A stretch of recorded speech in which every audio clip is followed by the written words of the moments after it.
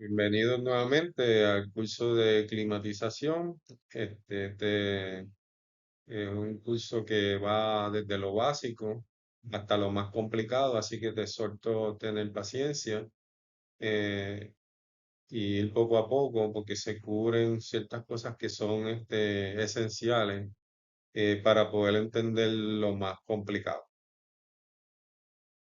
En este curso cubriremos los aspectos básicos de la climatización. Saludos, mi nombre es Wilfredo Díaz González y tengo el privilegio de ser el instructor de este curso. Y para que conozcan un poquito de mí, pues a lo largo de mi trayectoria profesional he tenido el privilegio de desempeñarme como instructor en diversas instituciones educativas, lo cual me ha permitido compartir mi pasión por el aprendizaje y la enseñanza. Mi experiencia como instructor en el International Training Institute ha sido fundamental para desarrollar mis habilidades pedagógicas y profundizar en el manejo de las técnicas modernas de enseñanza.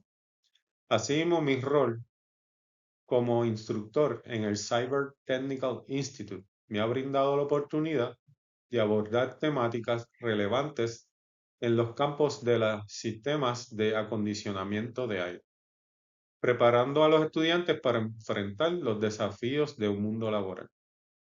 Además, mi labor como profesor de Aeronautical Maintenance Technician ha sido enriquecedora, ya que no solo he compartido conocimientos técnicos esenciales, sino que también he fomentado que mis alumnos una fuerte ética profesional y un compromiso con la seguridad en la aviación.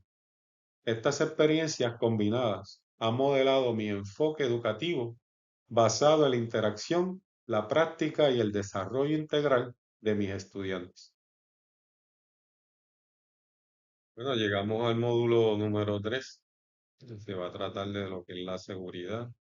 Vamos a estar cubriendo tanto lo que es la teoría de la seguridad y la práctica que se sugiere, pues trabajar eh, conscien- consciente de que los accidentes es lo que están buscando es una oportunidad para ocurrir y queda en nuestras manos, ¿verdad? Tener ese control del ambiente de trabajo, tanto como nuestra conducta, como las condiciones de trabajo. El objetivo de esta lección, pues vamos a estar hablando de qué hacer, los quehaceres domésticos, que básicamente es el housekeeping, ¿verdad? La limpieza, mantener el lugar bastante recogido, lo necesario para evitar accidentes. La protección ocular que tenemos que utilizar como gafas de seguridad, los vehículos de servicio, como es que nosotros pues manejamos en la carretera, utilizamos los diferentes vehículos de motor y cómo nos comportamos en el uso y manejo de estos equipos. El uso y manejo de materiales peligrosos, refrigerantes y cilindros, también vamos a tocar esos temas, ya que pues ese es el día a día de nosotros como técnicos. Los riesgos de incendio y cómo puedes prevenirlo o cómo atacarlos. Vamos a estar hablando de lo que es espacio confinado y entonces el uso de escaleras apropiadamente y la seguridad eléctrica, que no está de más decir que es una de las fuentes de energía que vamos a estar trabajando y tenemos que protegernos ante cualquier descarga eléctrica y poder trabajar seguro en la investigación de alguna falla eléctrica. La seguridad comienza con el trabajador individual y se expande para incluir a cualquier persona involucrada con una organización en particular o un proyecto en específico. Los técnicos de servicio de sistemas de aire acondicionado deben conocer todos los códigos y regulaciones de seguridad aplicables, los posibles riesgos laborales y los procedimientos a seguir en caso de un problema de seguridad o accidente. Gran parte de esta información está contenida en las publicaciones de OSHA la Administración de Seguridad y Salud Ocupacional y en el Manual del Técnico de Servicio de Seguridad de muchos de los libros que vamos a encontrar como sugerencia para prepararnos para cualquier comprobación de conocimiento a nivel técnico. Algunas áreas específicas de preocupación para el técnico de servicio en aire acondicionado pues incluyen las siguientes: trabajar de conformidad con las disposiciones y los códigos y reglamentos aplicables, el uso del equipo o los dispositivos de protección y la ropa que el empleador requiere que se use para dichos trabajos, los reportes de los empleadores o supervisores, cualquier problema con el equipo que pueda poner en peligro a los trabajadores u otras personas en el área. Reportes también del empleador o supervisor de cualquier violación de las regulaciones aplicables y cualquier peligro en los sitios de trabajo. Nunca participe de ninguna broma, concurso, competencias, hazañas de fuerza, carreras innecesarias o conductas ásperas o bulliciosas en el sitio de trabajo. Y nunca trabaje de una manera que pueda poner en peligro a nadie. La mayoría de las lecciones en el trabajo se pueden evitar practicando el buen juicio de la precaución. Casi la mitad de todas las lesiones son causadas por el sobreesfuerzo, los resbalones y las caídas. Preste atención al subir las escaleras o escalones, cruzar debajo de los tejados o pisos resbalosos también, trabajar alrededor de maquinarias en movimiento, el uso habitual de los equipos de seguridad adecuados, como las gafas de protección personal, los guantes de protección personal, los cascos para proteger nuestra cabeza y las botas de seguridad. Algunos de ellos, ¿verdad? Hemos mencionado aquí, evitarán o minimizarán las lesiones innecesarias. Además, el ejercer con regularidad una buena dieta sensata, un buen descanso adecuado, asegurará la productividad de un empleado. Un nuevo empleado debe ser presentado al manual del trabajo. O sea que cuando reclute a alguien o tenga un nuevo empleado en su área de trabajo, pues debe ser orientado respecto a cuáles son las conductas a llevar dentro del área de trabajo. Al sitio del trabajo, a las instalaciones, como las estaciones de primeros auxilios, donde están en caso de un incidente o un accidente, pues dónde están los primeros auxilios. Los extintores contra incendios o control de incendios, ¿dónde están? La salida, los baños. Los nuevos empleados deben ser instruidos con respecto al acceso a los proyectos tanto por encima como por debajo de los suelos en los sitios de trabajo. O sea, que están trabajando dentro del edificio o arriba en el techo del edificio. Deben discutirse los métodos de trabajo y las limitaciones de trabajo. Los nuevos empleados también deben ser informados sobre cualquier posible peligro laboral, como quizá alguna contaminación de asbesto o alguna naturaleza de riesgo en la estructura del edificio en el cual está trabajando. Procedimientos de emergencia, pues debe de saber cómo se va a ejecutar en caso de que alguien se lastime o alguien necesite una atención médica. Y ser presentados al representante de salud y seguridad en el proyecto. Así que debe haber alguien encargado de la seguridad que represente, ¿verdad?, responsabilidad del patrono, de poder entonces poder orientar a los empleados de los riesgos asociados a sus tareas diariamente. Limpieza. Se refiere no solo al mantenimiento de un lugar de trabajo funcional, sino que también es una forma de practicar el mantenimiento preventivo y ayudar a garantizar que se minimice la posibilidad de accidentes. La limpieza incluye el almacenamiento adecuado de los materiales y equipos que estamos utilizando en el área de trabajo que vamos a utilizar. La limpieza, la eliminación regular de los desechos, y escombros y la prevención y protección contra incendios. Todos aquellos dispositivos que hemos usado, toda la basura que se va generando, pues poco a poco ir recogiendo para evitar tropezarnos con ella o cualquier tipo de accidente. La limpieza, eliminación y el almacenamiento de los materiales y el equipo es esencial en una prevención de incendios y la protección personal de todos los empleados. Las siguientes recomendaciones ayudarán a contribuir a un lugar de trabajo seguro y eficaz. Los materiales deben apilarse o almacenarse de alguna otra manera para evitar volcarse o colapsarse. Para evitar accidentes, los desechos y escombros deben eliminarse transportándolos manualmente, bajando en el contenedor o utilizando un conducto de eliminación. Los materiales que vayan a ser levantados por una grúa u otro dispositivo de elevación no deben almacenarse cerca o debajo de las líneas eléctricas aéreas. Los desechos y escombros deben retirarse regularmente de las áreas de trabajo y tráfico. Las áreas de trabajo y tráfico deben mantenerse libres de material, equipos y herramientas que no estén en su uso.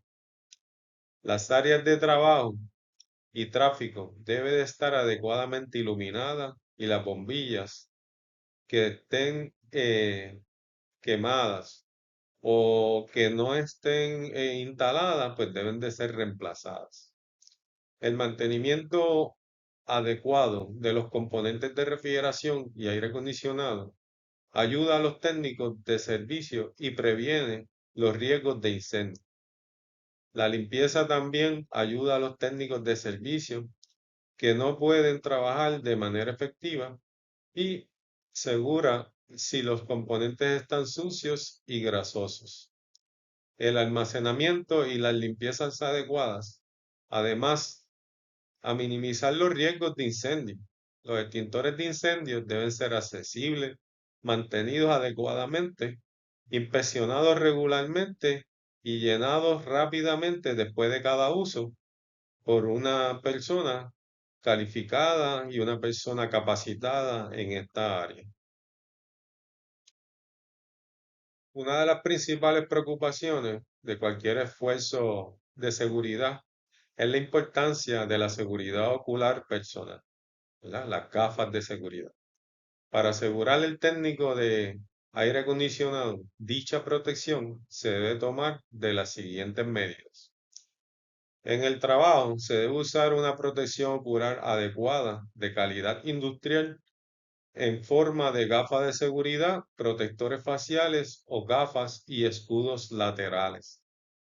Así que siga las reglas sugeridas por el American National Standard Institute y las recomendaciones de la Asociación de Seguridad Ocupacional, OSHA. Los trabajadores que perforan por encima de la cabeza o en concreto y mampostería o que usan herramientas ocasionadas por que ocasionan polvo, deben usar gafas resistentes a estos impactos, como las que se muestran en la siguiente diapositiva. Estos servirán como protección contra polvo y las partículas que vuelan cuando uno está haciendo ese trabajo. Se debe usar gafas de protección contra salpicaduras o protecciones faciales cuando se trabaja con refrigerante durante las operaciones de transferencia, carga y reparación. Y cuando se trabaja con ácido clorhídrico durante la limpieza de los condensadores y compresores equipados con accesorios de refrigerados por agua.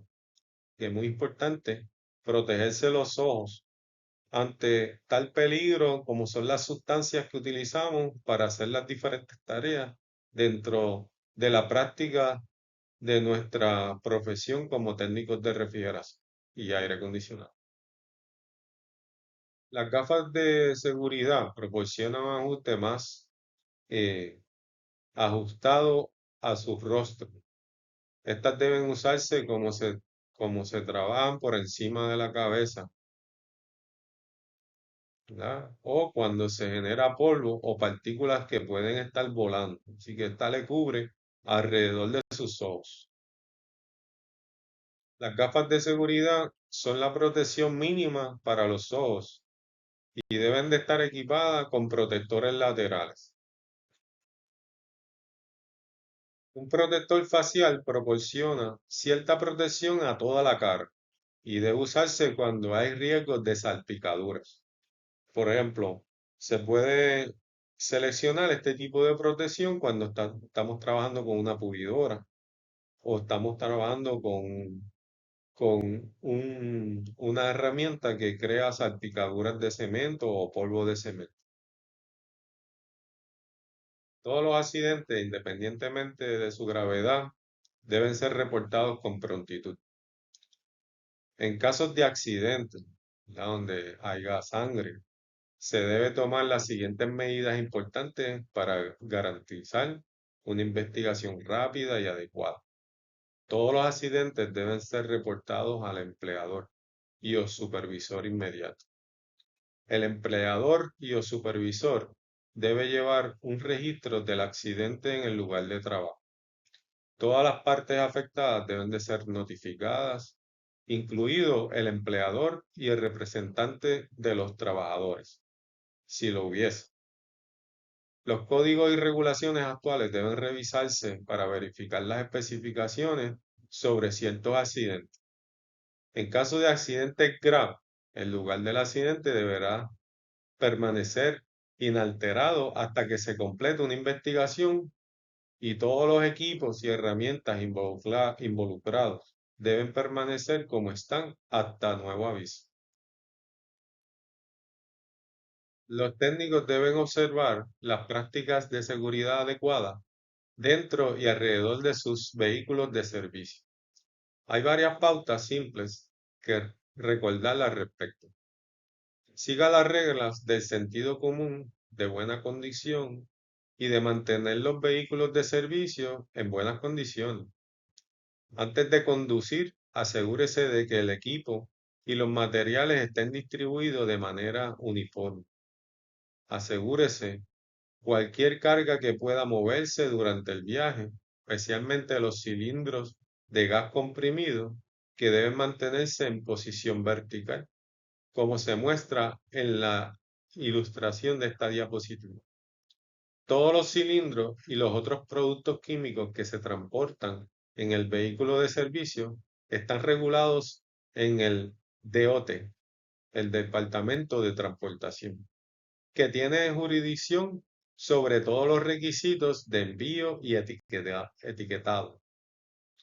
Hay una área ciega detrás de la mayoría de las camionetas y camiones. No retroceda sin ayuda, especialmente en sitios estrechos o congestionados. No permita que se acumulen chatarra o escombros en los vehículos.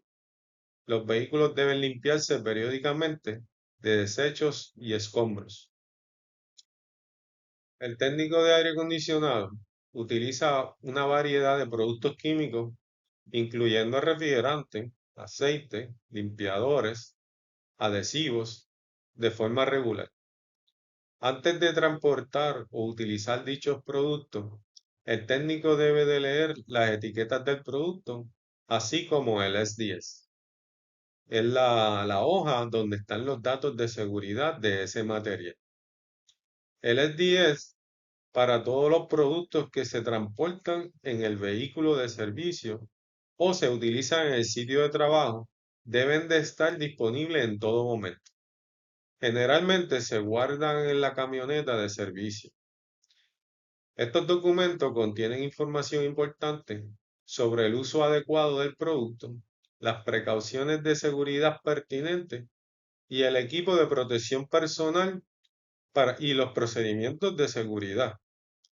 El uso de productos químicos en la forma en que estaban diseñados o destinados a ser utilizados y con las precauciones adecuadas y el equipo de protección personal que se sugiere. Esto puede evitar que ocurra una mayoría de los accidentes.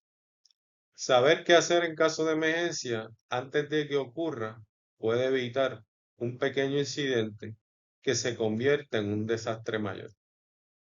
Al leer las etiquetas de los productos químicos, preste especial atención a la inflamabilidad, cómo manejar un derrame accidental y qué hacer si en qué hacer en caso de que estos químicos entren en contacto con la piel o con los ojos.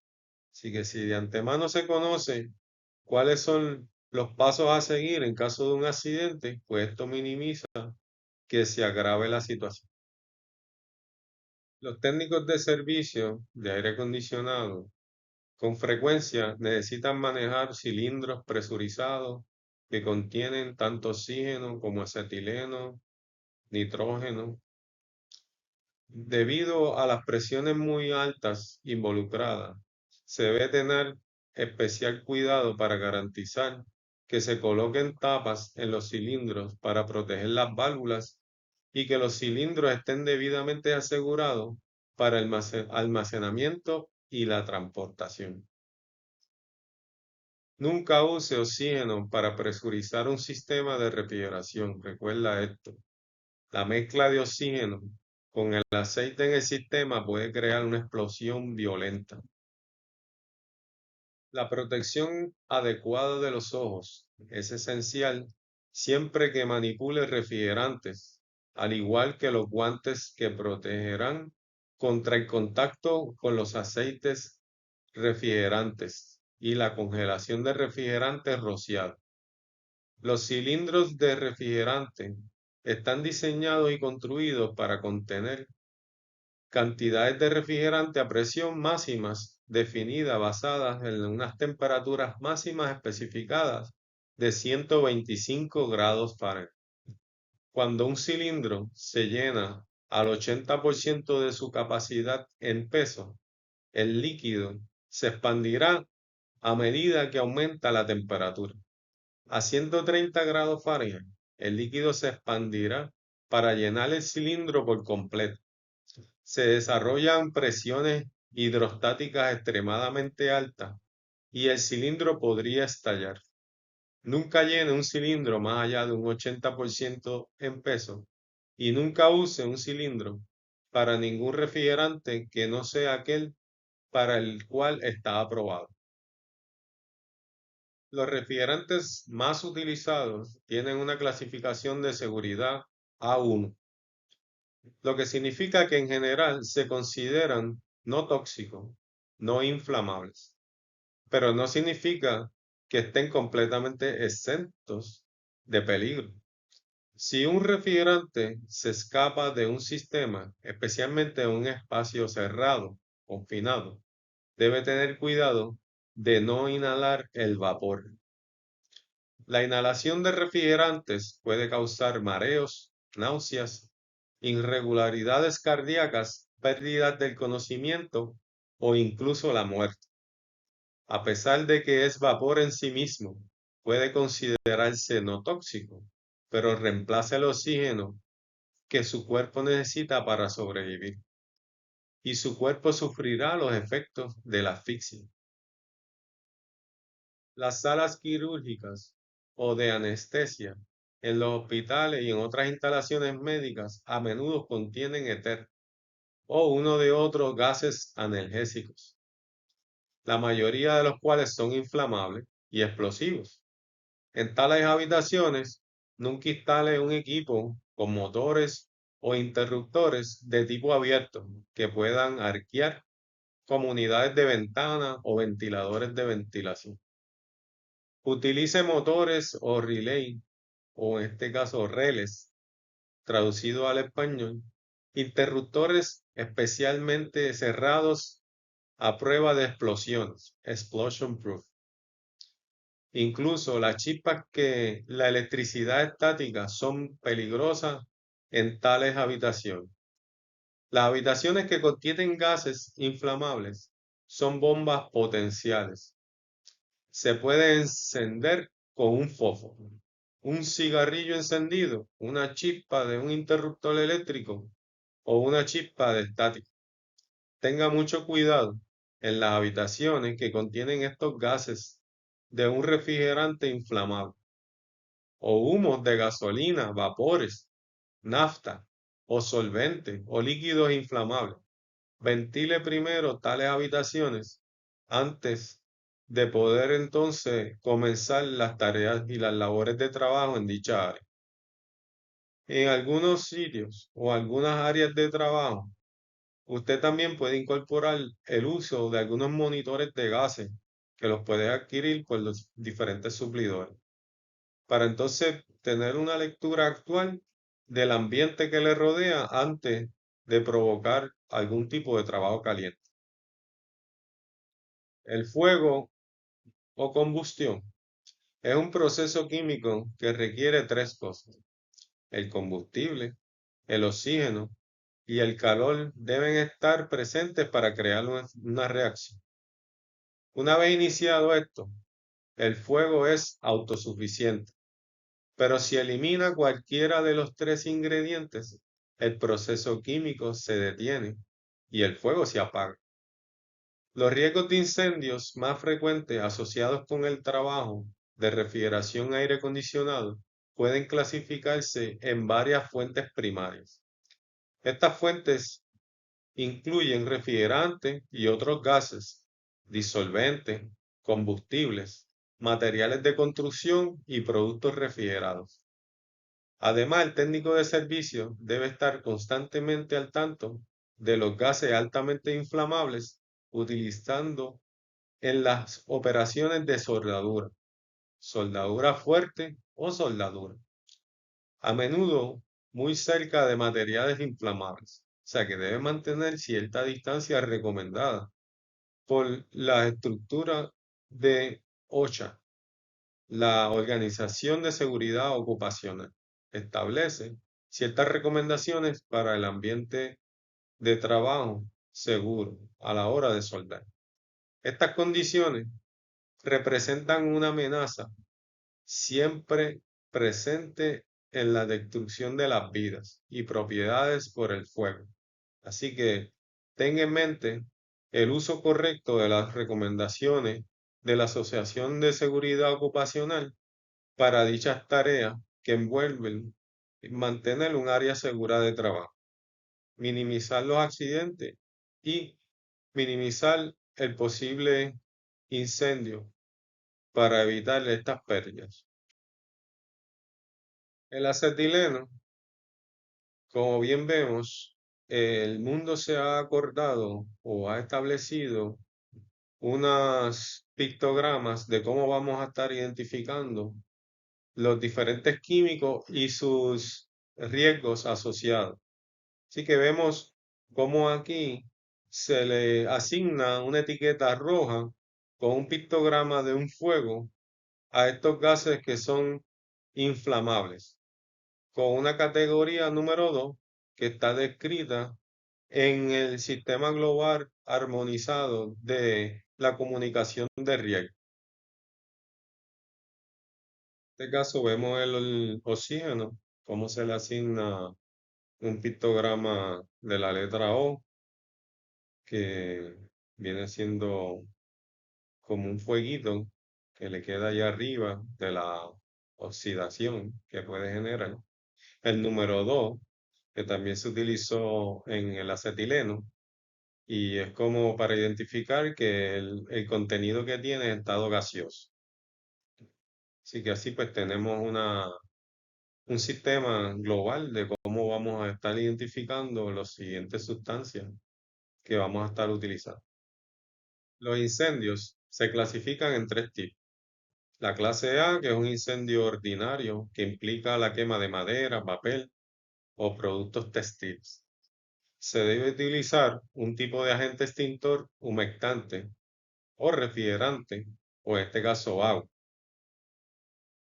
La clase B es un incendio que contiene aceite, grasas, pintura, barniz u otros productos químicos y se requiere un agente asfixiante o espuma para extinguir este tipo de incendio.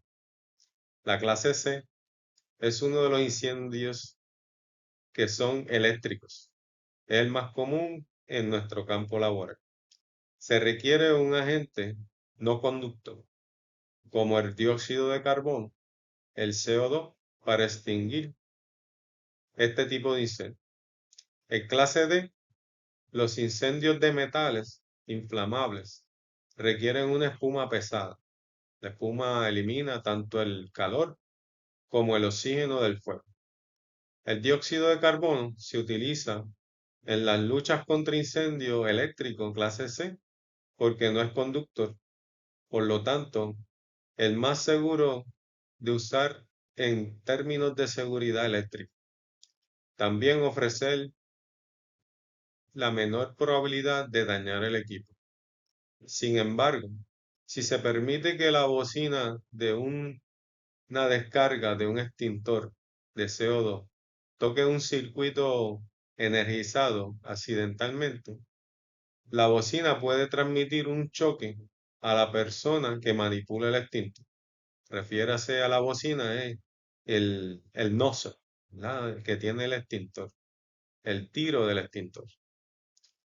La misma cualidad que hace el CO2 un valioso agente extintor, también lo puede hacer peligroso para la vida humana. Cuando éste reemplaza el oxígeno en el aire, en la medida que la combustión no se puede sostener, la respiración tampoco se puede sostener. La exposición a una atmósfera en la que hay una alta concentración de CO2 puede causar rápidamente asfixia. Los peligros encontrados y asociados con la entrada y el trabajo de espacios confinados son capaces de causar lesiones corporales, enfermedades y la muerte. Los accidentes ocurren con frecuencia entre los trabajadores debido a la falta de reconocimiento de que un espacio confinado es un peligro potencial. En cualquier espacio confinado, espacio en que lo que se restringe es el movimiento natural del aire y el espacio cerrado con aperturas de entrada muy limitadas. Existe la amenaza de explosión, envenenamiento y asfixia. Si el espacio contiene equipos mecánicos, comparten móviles, el peligro aumenta. La atmósfera peligrosa que se encuentra en un espacio confinado se puede dividir en 4 categorías separadas y distintas: inflamables, tóxicas, irritantes y o corrosivos, y asfixiantes.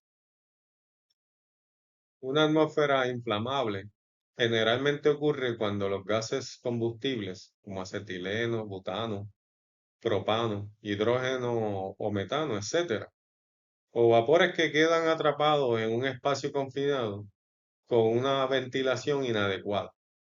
La soldadura en un espacio confinado es una de las principales causas de explosiones en el área que contienen gases combustibles. Literalmente la palabra tóxico significa venenoso, por lo que la toxicidad es la condición de ser venenoso. Los refrigerantes y otros gases utilizados en el trabajo de la refrigeración varían mucho en su grado de toxicidad. Hay que recordar, sin embargo, que el gas que la madre naturaleza pretende que respiremos es el aire. Cualquier otro gas es dañino. Los efectos nocivos dependen de la naturaleza del gas en sí mismo, su concentración en el aire y la cantidad de tiempo que se respira. Las sustancias consideradas tóxicas pueden cubrir un amplio espectro de gases, vapores y polvos en el aire finalmente divididos. Las atmósferas tóxicas pueden ser el resultado de procesos de fabricación de operaciones realizadas en espacio confinado. Por ejemplo, la soldadura con metales capaces de producir humos tóxicos y el producto de los almacenamientos de esos materiales.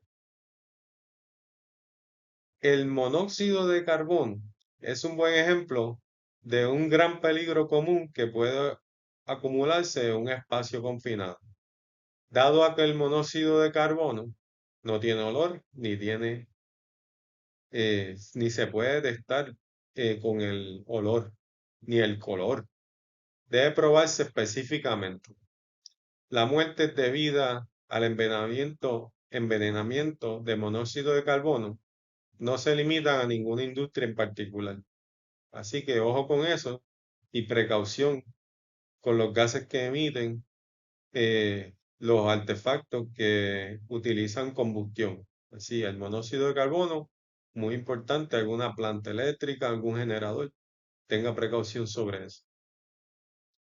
Ejemplos de irritantes incluyen cloro, ozono, ácido clorhídrico, ácido fluorhídrico, ácido sulfúrico, dióxido de nitrógeno, amoníaco, dióxido de azufre, benceno, tetracloruro de carbono, cloruro de etilio, entre otras sustancias.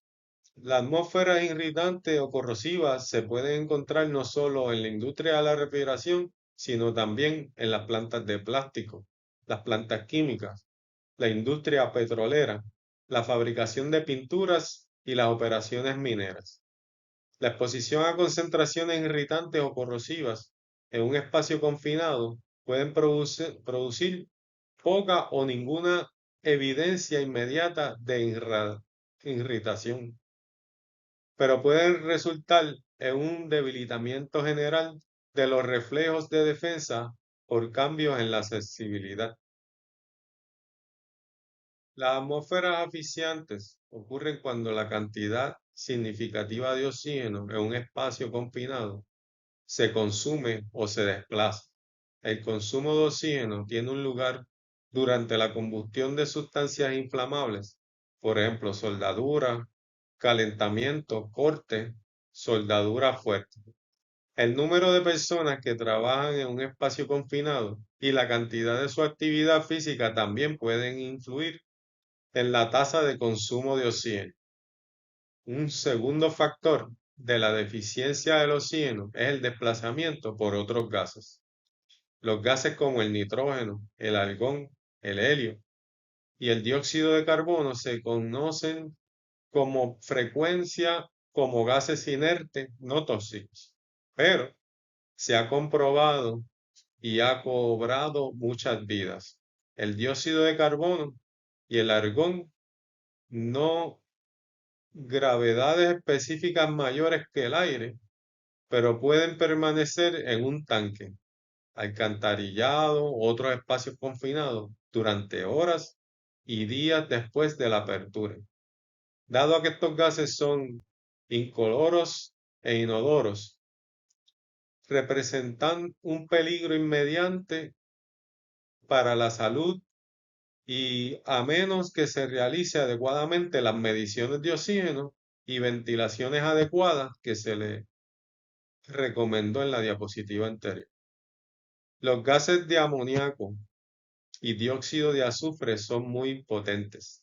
Estos gases atacan inmediatamente los ojos, la garganta y las membranas mucosas, produciendo efectos tan dolorosos que cualquier persona expuesta a ellos debe intentar alejarse del gas lo más rápido posible. Los ojos, la garganta, los pulmones pueden quemarse gravemente por amoníaco o dióxido de azufre, especialmente si una persona no tiene suficiente advertencia y no puede salir del área antes de ser superada. El peligro de asfixia o de enfermarse gravemente por inhalar gas es más probable que ocurra si el gas tiene poco o ningún olor. Las personas pueden respirar suficiente gas para que sea dañino, especialmente durante un periodo de tiempo, pero pueden no darse cuenta de que el gas es tóxico hasta que aparece la enfermedad o se produce la asfixia. Ten en cuenta que algunos refrigerantes entran en estas categorías.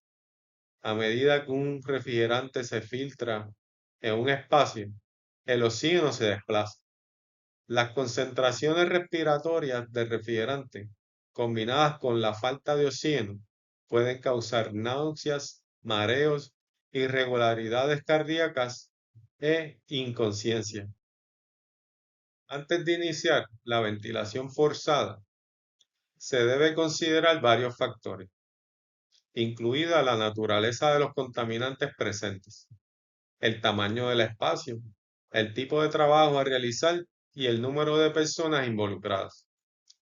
La ventilación no debe ser crear un peligro adicional por la recirculación de contaminantes, por la disposición inadecuada de los conductos de entrada o por la sustitución de cualquier cosa que no sea aire fresco, normal. Los términos aire y oxígeno a veces se consideran sinónimos. Sin embargo, esta es una suposición peligrosa, ya que el uso de oxígeno en lugares de aire fresco para fines de ventilar ampliará los límites de inflamabilidad y aumentará los riesgos de incendio y explosión. Se requiere una planificación cuidadosa cuando se está preparando para trabajar en un espacio confinado. Además de los peligros asociados con la atmósfera peligrosa, hay otras áreas de preocupación: fugas de vapor, líneas de presión y temperaturas extremas del aire, por nombrar algunas. La comunicación entre el trabajador dentro y la persona de reserva en el exterior también es sumamente importante. Se requiere una iluminación adecuada para proporcionar suficiente visibilidad para el trabajo. Tome precauciones también para garantizar que existan rutas seguras de entrada y salida en caso de que sea necesario el acceso o el rescate. Considere un arnés y una línea de seguridad si existe la posibilidad de que el trabajador tenga que ser retirado rápidamente. Siempre tenga la máxima preocupación cuando trabaja en un espacio confinado. El uso de escaleras de extensión o una escalera de escaleras telescópicas se ha convertido en una de las actividades diarias para muchos técnicos. La selección, el uso y el cuidado adecuado de las escaleras son una parte importante de la seguridad laboral. Las escaleras están disponibles en una variedad de materiales, incluyendo madera, aluminio y fibra de vidrio. Se clasifican según el tipo y la capacidad de carga nominal. La selección de una escalera debe hacerse considerando la seguridad en el lugar del costo inicial. La inspección, el cuidado y el uso adecuado de la escalera es responsabilidad de los técnicos que las utilizan en el campo. Las siguientes pautas ayudarán a los técnicos con esta responsabilidad. Todas las escaleras portátiles deben estar equipadas con unas bases antideslizantes. Los pies de seguridad de goma pivotan para que queden planos en el suelo y eviten resbalón. Coloque la escalera en una superficie firme y nivelada. Use un alféizar de barro en el suelo no compactado. O sea, está en la tierra, utilice alguna superficie más dura que la tierra para poder darle firmeza a la escalera. Asegúrese de que ambos pies de la escalera están seguros. Esta es para los tipos de escalera telescópicos. Si una pierna se hunde en el suelo blando, la escalera puede inclinarse hacia el lado y es un peligro. Asegúrese de que la base de la escalera esté a una distancia de la pared igual a un cuarto de longitud de trabajo de la escalera, como se muestra en la ilustración de esta diapositiva. Por ejemplo, si la longitud de trabajo de su escalera es de 16 pies, desde el suelo hasta el borde donde va a estar descansando la escalera, con la relación de 1 a 4, pues su base debe estar a 4 pies de distancia de la pared. Fíjese que OSHA en sus regulaciones recomienda que del borde donde descansa la escalera sobrepasa adicional 3 pies más allá de esa línea del techo. ate o asegure las escaleras para evitar su movimiento. Si esto no es posible, un trabajador debe sostener la base de la escalera mientras otro la utiliza. Todas las escaleras erigidas entre niveles deben estar bien sujetadas. Extenderse 3 pies por encima del rellenado superior y proporcionar un acceso claro en la parte superior e inferior, como se muestra en la ilustración pasada. A menos que se haya erigido una barricada adecuada, o sea, que hayan proporcionado otra protección adecuada, no instale la escalera en los pasillos, puertas, caminos de entrada u otros lugares donde pueda ser golpeado por alguien o por algún objeto. No instale la escalera en las cajas, carros, mesas, andamios, plataformas de elevación o vehículos o contenedores de basura. Siempre en el suelo, siempre en un área firme. Cuando el trabajo debe hacerse desde una escalera de extensión, la escalera debe ser lo suficientemente larga como para que un trabajador se pare en un peldaño no más alto que el cuarto desde la parte superior. Cuando trabaje desde una escalera, nunca se pare más alto que el segundo paso desde la parte superior. Nunca se sitúe a horcajadas sobre el espacio entre una escalera y otros objetos, como se muestra en la ilustración de esta diapositiva. Siempre mantenga el centro de balance de su cuerpo con el centro de balance de la escalera. Al subir y al bajar una escalera, mantenga siempre el centro de gravedad de su cuerpo con el centro de gravedad de la escalera.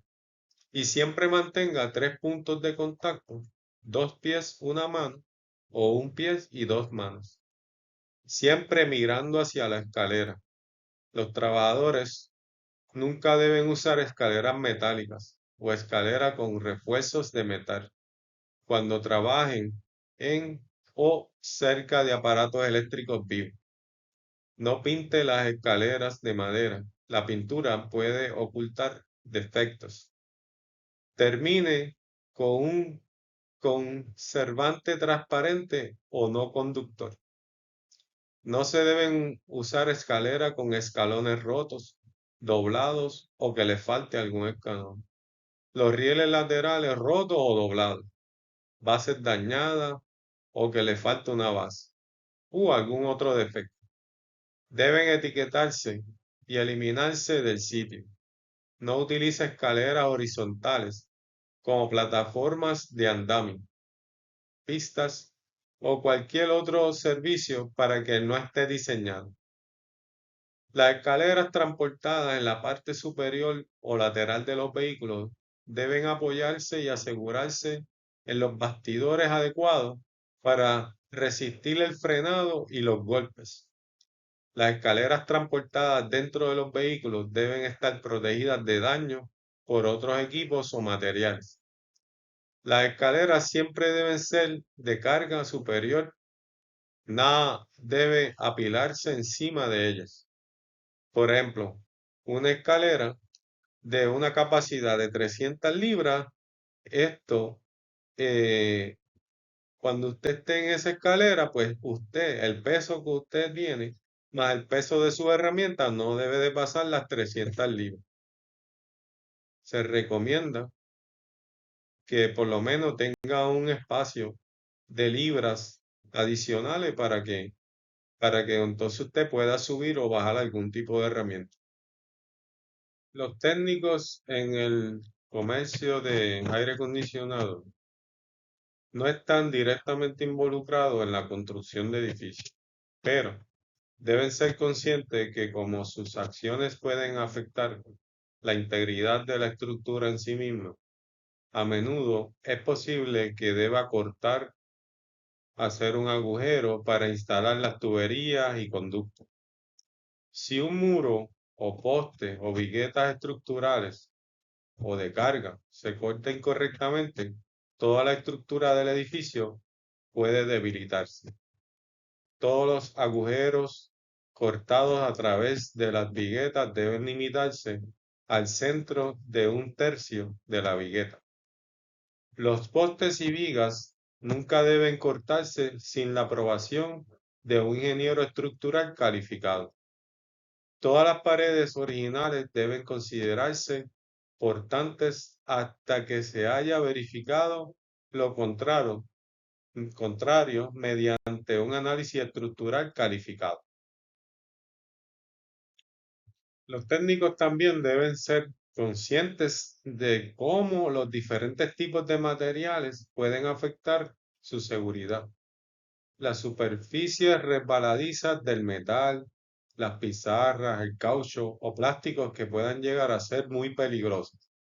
Preste atención a sus zapatas, especialmente en los techos inclinados. Las tuberías, los pernos de metales conducen electricidad, causando riesgos de choque. Algunos aislamientos de tubería y revestimiento y de paneles que transitas en la casa más antigua pueden contener asbesto. La mayoría de los equipos de refrigeración son accionados eléctricamente y los sistemas utilizan circuitos de controles eléctricos. Sin el conocimiento adecuado de cómo trabajan estos circuitos y los alrededores de este equipo de manera segura, podría perder la vida. Las siguientes diapositivas detallan los tipos de riesgos eléctricos que los profesionales en el servicio de aire acondicionado pueden encontrar en su área de trabajo. Una persona puede verse afectada por una cantidad extrema pequeña de corriente eléctrica. Puede tomar tan poco como 5 miliamperes, 5 milésimas de un amperio, para causar la incapacidad de soltar. El gráfico de esta diapositiva enumera cómo las diferentes cantidades de corriente eléctrica pueden afectar al cuerpo humano. Las quemaduras pueden ser causadas por el contacto directo de una corriente eléctrica y una quemadura grave se puede recibir de un arco eléctrico. Un arco puede ser causado por un interruptor defectuoso o un cable roto. Las quemaduras eléctricas son dolorosas y se curan lentamente.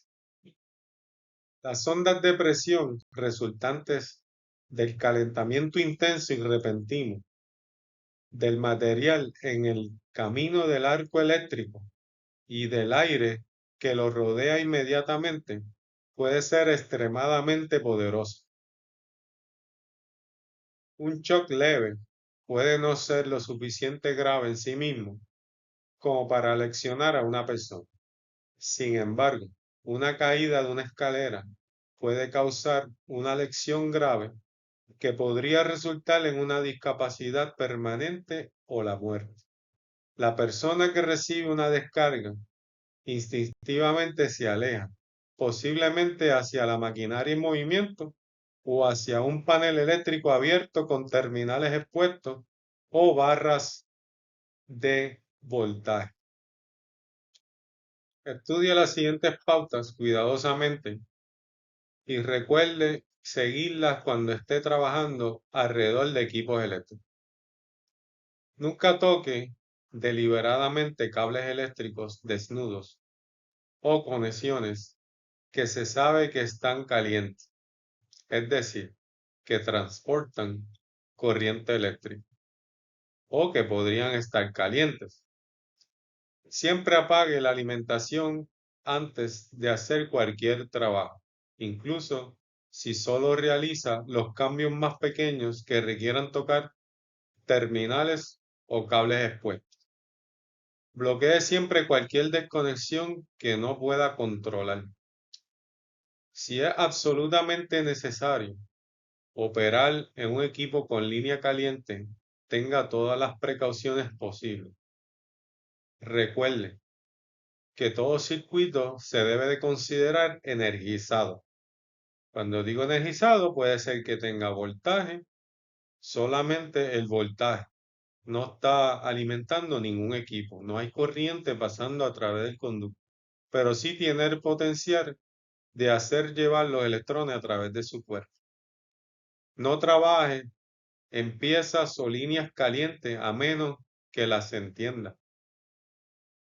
No se pare en el suelo o pisos mojados.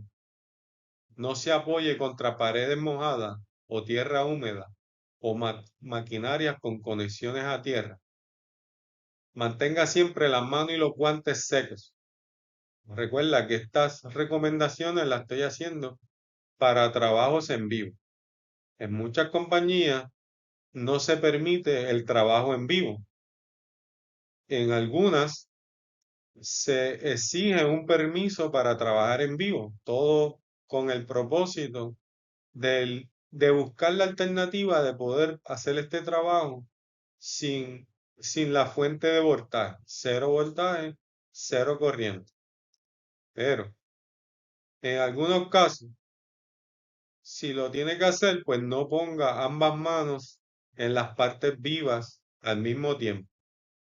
Utilice siempre las herramientas eléctricas con conexión a tierra o con doble aislamiento. La mayoría de las herramientas eléctricas de hoy en día son del tipo de doble aislamiento, es decir, no requiere un contacto a tierra por separado. Una herramienta conectada a tierra tiene una tercera punta en el enchufe. Nunca use cables de extensión que estén desgastados o deshilados. El uso de un cable de extensión del tamaño adecuado puede prevenir incendios y posibles riesgos de choque y quemadura. No evite los fusibles. Si usa fusible, pues instale el fusible de acuerdo a las recomendaciones del manufacturero. Utilice siempre solo el fusible del tamaño adecuado para el sistema. Siempre sea cauteloso y vigilante. Vigila, presta mucha atención a lo que estás haciendo. Ahora, debo aclararte que dichos trabajos en vivo, medición de voltaje, medición de flujo de corriente, para saber el amperaje del equipo, son trabajos que se consideran en vivo. Requiere el equipo de protección personal sugerido por OSHA. Sugiérase a la National Fire Protection Agency, la Asociación Nacional de Protección contra Incendios, en los códigos del 70E, donde establece OSHA, dice, pues yo me dejo regir por lo que está estandarizado en el NFPA. Así que siga las reglas recomendadas por OSHA para dichos trabajos. Así que no me responsabilizo en ningún momento de ninguna acción, de ningún accidente que usted tenga en cuanto al uso inadecuado o el uso o investigación de algún defecto eléctrico que tengan los equipos con los cuales usted está trabajando. Siga las reglas de seguridad, oriéntese, busque más educación al respecto y compre los equipos adecuados para poder hacer dicho trabajo. Aquí estoy simplemente ofreciendo dichas discrepancias, algunas discrepancias que se encuentran en el área de trabajo. No necesariamente porque usted las haya provocado o las haya instalado. Es que cuando usted ya llega al área de servicio, encuentra un panel eléctrico abierto, un panel eléctrico a mano izquierda que ya tiene una cablería que está haciendo contacto físicamente con la carcasa de dicho panel. Así que tenga precaución porque antes de usted quizá vino otra persona y cometió una instalación incorrecta que le puede causar la muerte a usted o un accidente, Dios no lo quiera. Un interruptor de circuito de falla a tierra, lo que conocemos como Ground Fault Circuit Interrupter, es un dispositivo que desconecta la carga de la fuente de alimentación cuando se activa por un desequilibrio entre la corriente de la línea y la corriente del neutral. Este desequilibrio ocurre cuando la corriente viaja a través de una trayectoria de tierra que no sea la del cable del neutro. Este camino de menor resistencia podría ser el conductor de tierra de un cable, o podría ser la persona que ha encontrado el contacto con la carga. El Ground Fault Circuit Interrupter actúa para proteger a una persona de una carga o una descarga eléctrica causada por el contacto accidental con la carga, o por herramientas, aparatos o cables de alimentación defectuosos. Solo se necesita un desequilibrio de corriente muy pequeño, presente durante una fracción de segundo, para hacer tropezar o hacer activar el interruptor del circuito a falla. Tenga precaución, utilice esto. Muchas de las áreas de trabajo requieren este tipo de artefactos una vez usted está trabajando en el exterior. Toda extensión que esté en el exterior debe tener este dispositivo. Inclusive si está trabajando en áreas donde tiene cerca posible contacto con agua. Algunos de estos interruptores de circuito de falla a tierra son portátiles y son lo suficientemente pequeños como para ser transportados en una caja de herramientas. Estos son los receptáculos de interrupción de circuito de falla a tierra que le estoy mostrando, los cuales se recomiendan instalar en el exterior o cerca de un lavamanos, un fregadero, y vienen portátiles también. Bueno, las herramientas pues deben ser enchufados en estos puntos de operación y otros pueden ser instalados en un sistema formal permanentemente, como en este caso. El Ground Fault Circuit Interrupter, con su indicación de LED, se muestra en la imagen de este dispositivo. Aquí vemos que tiene una indicación si está trabajando correctamente o tiene una falla en esta diapositiva. Es obvio que un técnico nunca debe trabajar en ninguna pieza de maquinaria mientras la energía aún está encendida.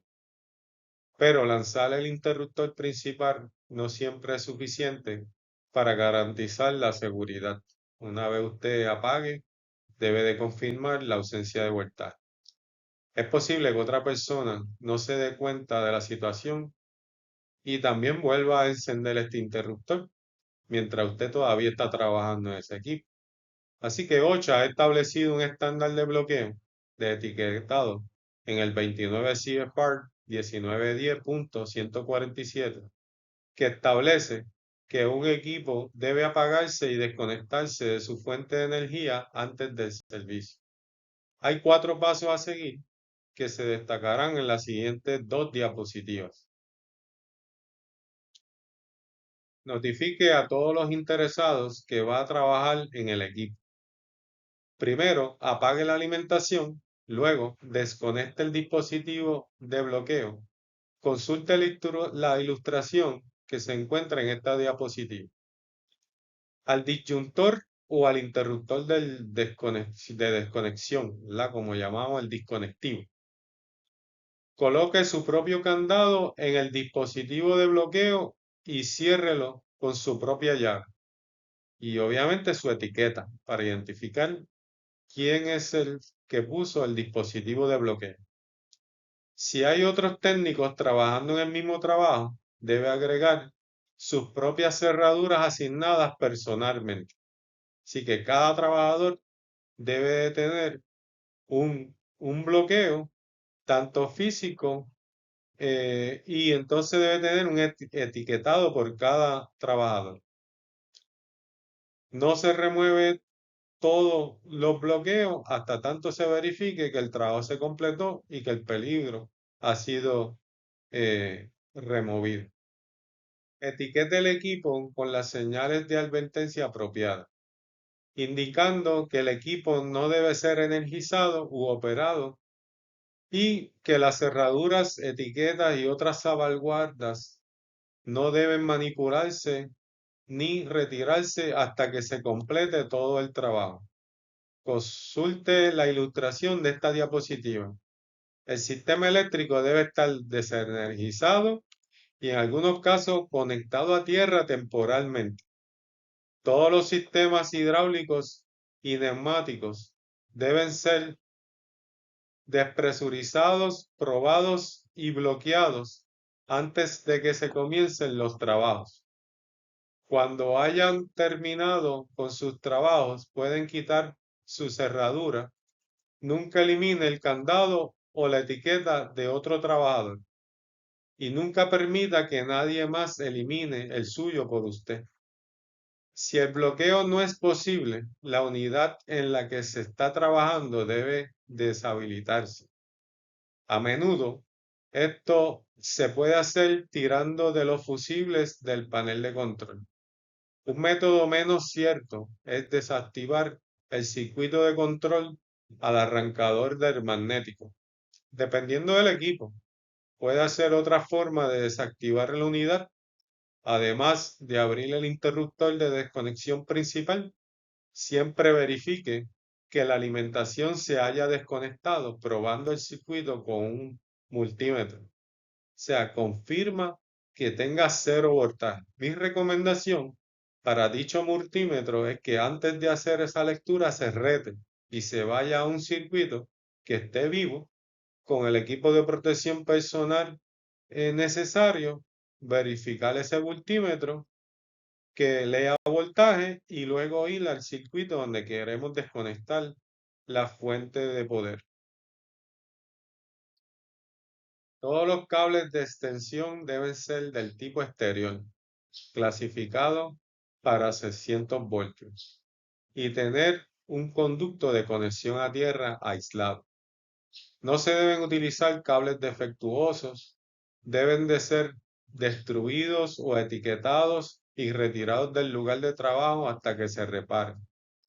Los cables de extensión en uso deben protegerse de los bordes afilados, del tráfico, del manejo de los materiales, del corte de llamas y otras operaciones. En áreas donde hay peligros potenciales, como recintos metálicos y ubicaciones húmedas, los cables de extensión deben de usarse solo con protección contra fallas a tierra aprobada. Como técnico de servicio, una de tus responsabilidades más importantes es cómo los ocupantes y usuarios de las instalaciones. El técnico es responsable de probar los dispositivos de seguridad, como las válvulas de seguridad, para garantizar que no estén bloqueadas o ajustadas incorrectamente. Las pruebas de los equipos de calefacción, utilizando cualquier tipo de combustible, deben de realizarse regularmente para garantizar que los ocupantes tengan un rendimiento seguro. El cableado eléctrico debe revisarse cuidadosamente durante la instalación o el servicio.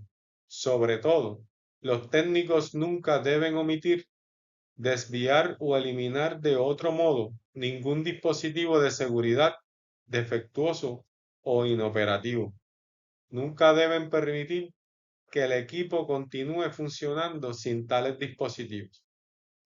Es responsabilidad del técnico asegurarse de que ninguna lesión al personal o daño al equipo sea causado por falta de controles de seguridad o a la mala aplicación de los mismos. Es necesario reconocer la importancia de las regulaciones de los seguros contra incendios. En las grandes empresas, las coberturas de daños por incendio pueden acceder a miles de daños, a miles, inclusive millones de dólares por año.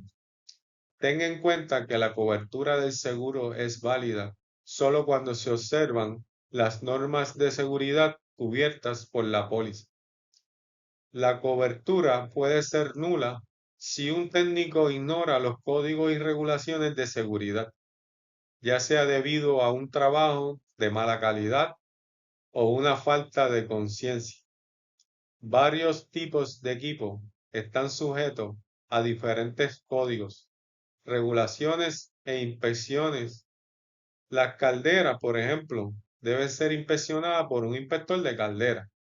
El certificado del fabricante debe enviarse a la agencia de inspección y volver a certificarse para validar la cobertura del seguro. En los sistemas de calefacción de aire forzado, la instalación de chimeneas, respiraderos, aire de reposición y conductos de distribución de calor deben seguir los códigos de incendio.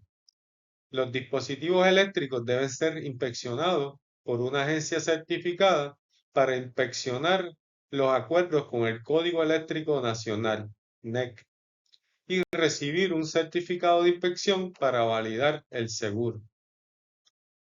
Antes de instalar cualquier equipo, los instaladores deben observar las regulaciones locales con respecto a los permisos requeridos para la instalación. Deben proporcionar la seguridad de que la instalación cumplirá con los códigos de incendio apropiados. Los instaladores deben asegurarse de que el equipo, una vez instalado, funcione de manera segura, para asegurarse de que se siguen las prácticas seguras para la instalación y la aplicación. Los instaladores deben conocer los códigos de dominio nacional y canadiense de los Estados Unidos que se aplican, así como los códigos y ordenanzas locales. Los instaladores deben de tener las últimas revisiones de estos códigos. Deben referirse a ellos antes y durante la instalación. La Organización de Seguridad Ocupacional de la Salud, su empleador y sus compañeros de trabajo tienen un papel en la creación de un ambiente de trabajo seguro. Pero recuerden, la responsabilidad última de la seguridad en el trabajo le pertenece a usted. En resumen, pues hemos hablado de mantener las áreas limpias, de utilizar el equipo de protección personal, en este caso de las gafas de seguridad, los goggles, el face shield, toda esa protección requerida de acuerdo a la tarea que usted está haciendo. Cómo mantener su equipo organizado, los vehículos que cumplan con los estándares de seguridad del DOT, mantener esos materiales peligrosos bajo control con su SDS apropiado, los refrigerantes y los cilindros, cómo se mantienen en base a sus temperaturas y sus reglas de almacenamiento para evitar accidentes, los riesgos de incendio y cómo se controlan los diferentes tipos de fuego, las reglas para espacio confinado, el uso de escaleras y un poco de lo que es la seguridad eléctrica. Ahora, esto un módulo que cubre una sección de la seguridad, esto no reemplaza un adiestramiento de 8 a 10 horas, 8 a 30 horas o algún otro tipo de adiestramiento como es el NSPA 70E o 70B, que dan diferentes instituciones acreditadas por OSHA. Así que les exhorto a que no solamente se conforme con esta pequeña presentación, que siga más allá y abunde sobre los conocimientos de la seguridad ocupacional. Aquí, pues, la seguridad, pues tenemos unas preguntas para revisión de conocimiento. Y dice que la limpieza incluye la A, eliminación de residuos, prevención y protección contra incendios, almacenamiento adecuado de materiales o todas las anteriores. Todas las anteriores.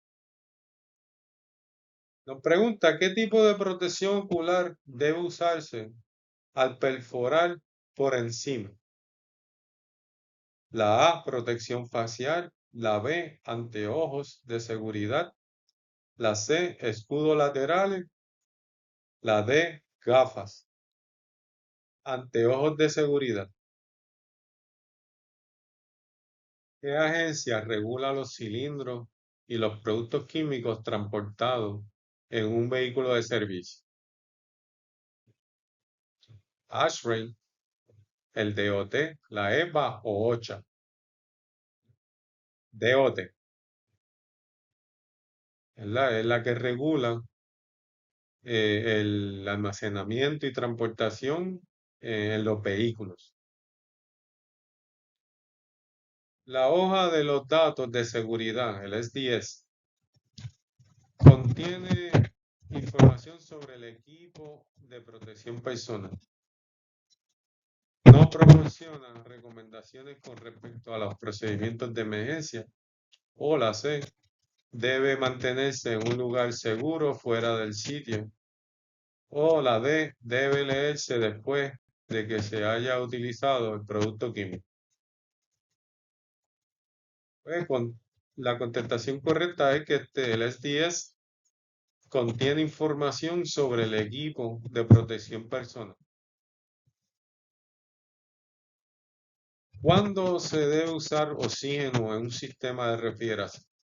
A, para eliminar una restricción en la línea, para presurizar una prueba de fugas. C, para purgar líneas, para soldar fuerte. Y la D, nunca.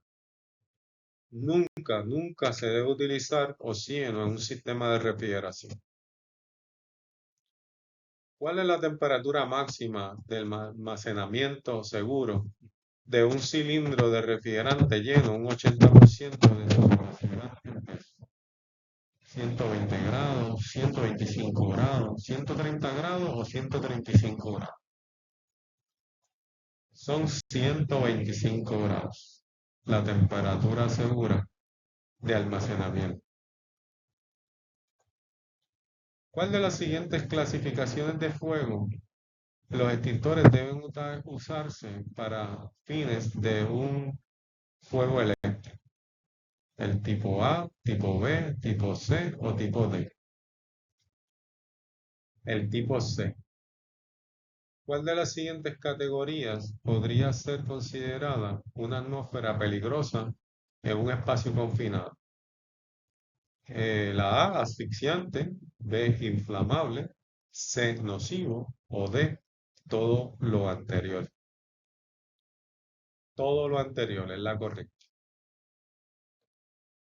¿Cuál de las siguientes opciones describe mejor una atmósfera asfixiante? La A, bajo el nivel de oxígeno.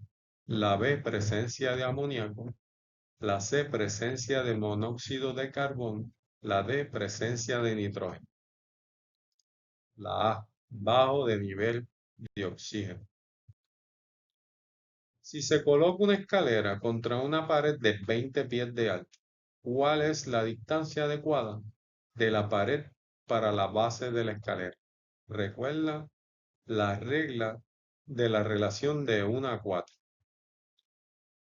Tengo 20 pies de alto, entonces serían 3 pies, 4 pies, 5 pies o 6 pies. Son 5 pies. 20 entre 4 a 5 pies. Al subir o bajar una escalera, siempre debe A, extender la escalera 18 pulgadas por encima de la línea del techo. B, mirar lejos de la escalera. C, mantener 3 puntos de contacto. D, ahorcajada sobre el espacio entre las escaleras y el objeto cercano. Claro, debe mantener, mientras sube o baja una escalera, siempre los 3 puntos de contacto. ¿Cuál es una de las seguridades más importantes, precauciones que puedes tomar al trabajar en un equipo eléctrico? La A, desconecte y bloquee la alimentación antes de arrancar, a menos que la prueba requieran que la alimentación esté encendida. La B, mantenga una mano en el bolsillo mientras trabaja en el circuito de la alimentación. La C, etiquete todos los cables calientes antes de comenzar. La D, use guantes adecuados para alto voltaje. La A, desconecte y bloquee la alimentación antes de arrancar, a menos que la prueba requieran que la alimentación esté encendida. Recuerde que para trabajar en vivo, pues requiere un análisis adicional de los riesgos y el equipo de protección personal que se requiere para dicha tarea. ¿Cuándo funciona un interruptor de circuito de falla a tierra? abrir en un circuito eléctrico. ¿Cuándo funciona? Cuando la corriente viaja a través de una trayectoria terrestre distinta al neutral, cuando el circuito está sobrecargado o cuando hay un cortocircuito, o todo lo anterior. El, el control de falla tierra trabaja cuando la corriente que viaja a través de una trayectoria terrestre es distinta al neutral. Ese desbalance es el que hace que se abra ese circuito.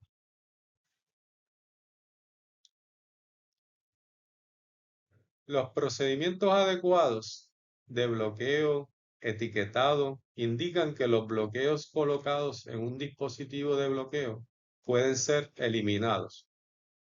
A. Por cualquier persona en el sitio de trabajo. B. Solo por la persona que instaló la cerradura. C. Solo después de que todos los fusibles hayan sido reemplazados. D. Solo cuando el equipo está conectado a tierra. B. Solo por la persona que instaló la cerradura. Ahora, existen unos protocolos establecidos por algunas compañías donde sí la persona que instaló el, el dispositivo de bloqueo y etiquetado no se encuentra en las facilidades, pues tiene que venir una persona capacitada para analizar el circuito, tienen que tratar de comunicarse efectivamente con la persona dueña de ese dispositivo para poder retirarlo y siempre asegurarse de que el riesgo por el cual se instaló el dispositivo de bloqueo y etiquetado está controlado y que las personas que están ahí pues están capacitadas de poder removerlo y continuar dicha tarea. Bueno, pues continúa con el módulo número 4, que este va a comprender lo que es el tema de calor y materia. Gracias por participar de este módulo 3 de lo que es seguridad.